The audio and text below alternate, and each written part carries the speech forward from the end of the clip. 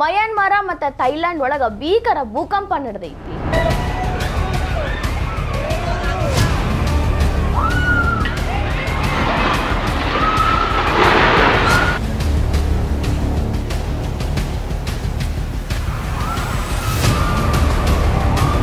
ಎಲ್ಲಾ ಕಡೆ ಭೂಮಿ ಅದ್ರಾಕತ್ತೈತಿ.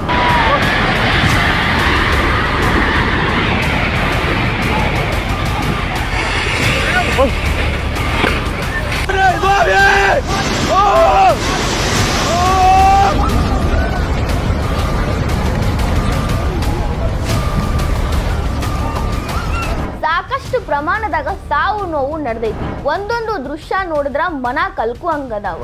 ಆಪರೇಷನ್ ಬ್ರಹ್ಮ ಮುಖಾಂತರ ಖಾಸಗಿಯಿಂದ ಹಿಡಿದು ಮೂಲಭೂತವಾಗಿ ಏನೇನೆಲ್ಲ ಬೇಕು ಅದೆಲ್ಲ ಕೊಡಕತ್ತಾರ. ಸಾವು ನೋವಿನ ಸಂಖ್ಯೆ ಕಡಿಮೆ ಆಗೋದ್ರಾಗ ನಮ್ಮ ಭಾರತದ ಒಂದು ಕೈ ಐತಿ ಅನ್ನೋದು ನಮ್ಮೆಲ್ಲರಿಗೂ ಹೆಮ್ಮೆಯ ಸಂಗತಿ ಐತ್ ನೋಡ್ರಿ. ನಮಸ್ಕಾರ ರೀ. ಪ್ರಪಂಚದಾಗ ಅದು ಎಂಥದ್ದ ದುರಂತ ಆಗಲಿ, ಅದು ಯಾರಿಗೆ ನೋವಾಗ್ಲಿ ಸಂಕಟ ಆಗಲಿ, ಮೊದಲು ಮಿಡಿಯೋದು ನಮ್ಮ ಭಾರತದ ಹೃದಯ. ಮೊದಲು ಆ ಪ್ರದೇಶಕ್ಕೆ ಧಾವಿಸಿ ಸಹಾಯ ಹಸ್ತ ಅಂತ ನೀಡೋದು ನಮ್ಮ ಭಾರತ. ಅದ್ರಾಗೂ ಮುಖ್ಯವಾಗಿ ಈ ಒಂದು 10 ವರ್ಷದಿಂದ ಭಾರತ ನೆರೆಹೊರೆ ರಾಷ್ಟ್ರದಾಗ ಕಷ್ಟ ಅಂತಂದ್ರೆ ನಾವು ನಿಮ್ಮ ಜೋಡಿ ಅದೀವಿ ಅಂತ ಹೋಗೇ ಬಿಡ್ತೈತಿ. ಈಗ ಮಯನ್ಮಾರ ಮತ್ತು ಥೈಲ್ಯಾಂಡ್ ಒಳಗ ಭೀಕರ ಭೂಕಂಪ ನಡೆದೈತಿ. ಎಷ್ಟು ಸಾವು ನೋವು ನಡೆದವ. ಎಲ್ಲ ಕಡೆ ಭೂಮಿ ಅದ್ರಾಕತ್ತೈತಿ. ಎಷ್ಟು ಹಾನಿ ಆಗಕತ್ತೈತಿ. ಸಾಕಷ್ಟು ಪ್ರಮಾಣದಾಗ ಸಾವು ನೋವು ನಡೆದೈತಿ. ಇನ್ನ ಸಾವಿನ ಸಂಖ್ಯೆ ಅಕ್ಯುರೇಟ್ ಆಗಿ ಹೇಳಕ್ ಆಗವಲ್ತು. ದಿನದಿಂದ ದಿನಕ್ಕೆ ಸಾವಿನ ಸಂಖ್ಯೆ ಪ್ರಮಾಣ ಹೆಚ್ಚಾಗತೈತಿ.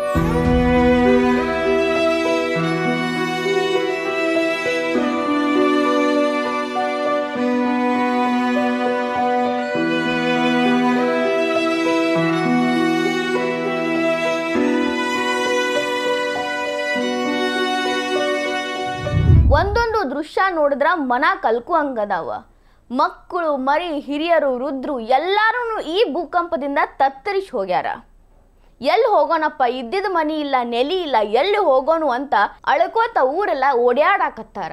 ಇನ್ನ ಭೂಕಂಪ ನಡೆದಿದ್ದ ಪ್ರದೇಶದಾಗ ಆ ದೇಶದ ರಕ್ಷಣಾ ಪಡೆಗಳನ್ನ ಬಿಟ್ಟು ಬೇರೆ ಏನಾರ ಕಾಣತೈತಿ ಅಂದ್ರೆ ಅದು ನಮ್ಮ ದೇಶ, ನಮ್ಮ ಭಾರತ ದೇಶದ ರಕ್ಷಣಾ ಪಡೆಗಳು. ವಿತಿನ್ 24-48 ಅವರ್ಸ್ ಒಳಗ ಅಲ್ಲಿ ತಲುಪ್ಯಾರ. ಮೂಲಭೂತ ಸೌಕರ್ಯಗಳನ್ನ ಒದಗಿಸಾಕತ್ತಾರ. ಇದಕ್ಕ ಒಂದು ಹೆಸರು ಇಟ್ಟಾರ, ಆಪರೇಷನ್ ಬ್ರಹ್ಮ ಅಂತ ಹೇಳಿ. दुनिया में कहीं भी प्राकृतिक आपदा हो, भारत पूरे मनोयोग से सेवा के लिए खड़ा होता है. अभी आपने कल ही देखा है, म्यांमार में इतना बड़ा भूकंप आया है. भारत ऑपरेशन ब्रह्मा के तहत वहां के लोगों की मदद के लिए सबसे पहले पहुंच गया है. ಆಪರೇಷನ್ ಬ್ರಹ್ಮ ಮುಖಾಂತರ ಖಾಸಗಿಯಿಂದ ಹಿಡಿದು ಮೂಲಭೂತವಾಗಿ ಏನೇನೆಲ್ಲ ಬೇಕು ಅದೆಲ್ಲ ಕೊಡಕತ್ತಾರ. ಕಂಬಳಿ ಆಗಿರ್ಬೋದು, ಔಷಧಿ ಆಗಿರ್ಬೋದು, ಫಸ್ಟ್ ಏಡ್ ಕಿಟ್ ಆಗಿರ್ಬೋದು, ಅಥವಾ ಅವ್ರನ್ನ ಅಲ್ಲಿಂದ ಸುರಕ್ಷಿತ ಪ್ರದೇಶಕ್ಕೆ ತಲುಪಿಸೋದಾಗಿರ್ಬೋದು, ಇದೆಲ್ಲಾನು ಮಾಡಾಕತ್ತಾರ. ಇನ್ನ ಭಾರತ ಆಪತ್ ಬಾಂಧವ ಅಂತ ಅನ್ನಿಸ್ಕೋತೈತಿ ನೋಡ್ರಿ. ಬೇರೆ ಬೇರೆ ದೇಶದಾಗ ಸಂಕಷ್ಟ ಬಂದಾಗ ಸಹಾಯ ಹಸ್ತ ನೀಡಿ. ಭಾರತ ಆಪತ್ ಬಾಂಧವ ಯಾವ್ಯಾವ ದೇಶಕ್ಕೆ ಆಗೈತೆ ಅನ್ನೋದನ್ನ ಒಂದ್ಸಲ ನೋಡ್ರಿ. ಈಗ ಆಪರೇಷನ್ ಬ್ರಹ್ಮ ಅಂತ ಹೇಳಿ ಮಯನ್ಮಾರ ಮತ್ತು ಥೈಲ್ಯಾಂಡ್ ಭೂಕಂಪಕ್ಕೆ ಸಹಾಯ ಹಸ್ತ ನೀಡೈತಿ. ಹಿಂದ ಆಪರೇಷನ್ ದೋಸ್ತ ಅಂತ ಮಾಡಿ ಟರ್ಕಿ ಒಳಗೆ ಭೂಕಂಪ ಆದವ್ರಿಗೆ ಸಹಾಯ ಮಾಡಿತ್ತು.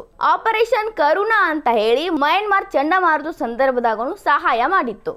ಆಪರೇಷನ್ ಕಾವೇರಿ ಅಂತ ಹೇಳಿ ಸುಡಾನ್ ಒಳಗ ಆಗಿದ್ದಂಥ ದುರಂತಕ್ಕೆ ನೆರವು ನೀಡಿತ್ತು.